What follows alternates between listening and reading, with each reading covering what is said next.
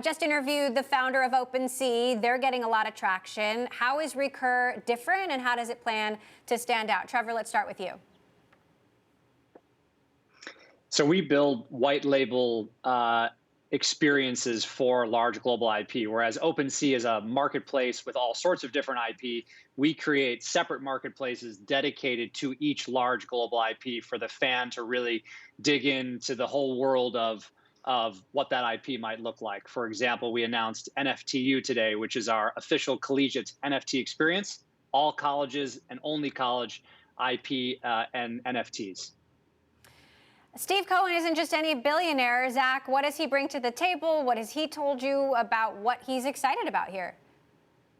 Steve Cohen's one of the greatest investors, traders, and art collectors of the past century. So he really understands NFTs and the metaverse at a really special level. When you think about NFTs, what is it, right? It's this culmination of trading and an underlying liquidity of sorts, collecting, gamification, culture, community, all those different types of things, and his background really lends itself to that. The entire team that he's formed around him at Digital, Mark Daniel, Benjamin Milstein, have been absolutely incredible. They've been super thoughtful about how they've approached the space. They've been in the space for a while, just haven't been outward about it, and we're really excited to be partnering with them. There's certainly a lot of excitement around NFTs, but a lot of skepticism as well. I wonder what he and you think about, some of the skepticism that NFTs could be just a get-rich-quick scam. Trevor, why don't you take that one? I remember when they were saying that about I think the idea crypto trading years ago. So it's funny to see the same thing happen here. Sorry about that, Trevor. Why don't you go ahead?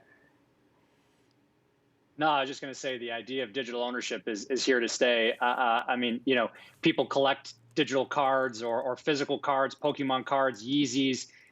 For many, the digital world seems intangible. They can't touch it. They can't see it. You can't see people grouped in a stadium. But for equally as many, there's hundreds of millions of people in the digital world that love and come around and socialize about things that they can collect and prove ownership over. And it's becoming a status symbol, owning an NFT in a community digitally.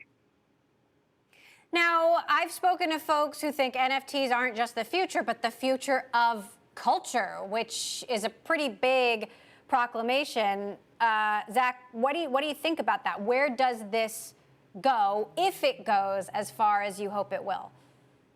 Well, I think NFTs are really the next frontier of community. And if you look back historically on community and the internet and the role it's played in the late 90s, we're on internet bulletin boards, then to AOL chat rooms, to Reddit, to now Discord. And NFTs are going to be this next frontier where fans of large brands, large global IP, sports teams, fans of musicians will be able to connect directly with that musician, with that artist, and communicate with them and rally around specific ideas, rally around other like-minded people and individuals. So community always drives everything, and community will drive everything in the NFT ecosystem.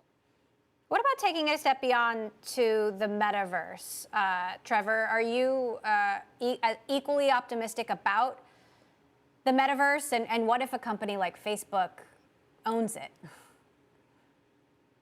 Yeah, I think the metaverse is a really hot topic right now, and there's been a lot of articles. The metaverse isn't any one thing. It's not one place you go to. It's the idea of being in a digital world and interacting digitally. So I think the future of the metaverse is a connected web of different metaverses or digital worlds. And for us in the NFT space, metaverse presents a new commerce opportunity, right? Because right now we have brick and mortar and e-commerce. In the future, we have metaverse. It's an entirely new channel, especially for the IP that we're working with, to create something and sell it in a digital place. And there may be many digital places.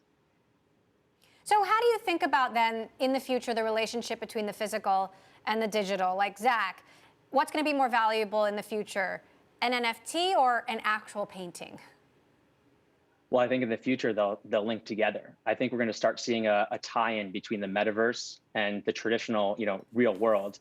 The world is becoming more and more digital. We're spending more of our time online. Even right now, we're on a Zoom interview. That wouldn't have happened years ago. I work out on a Peloton and I have a whole gym class online.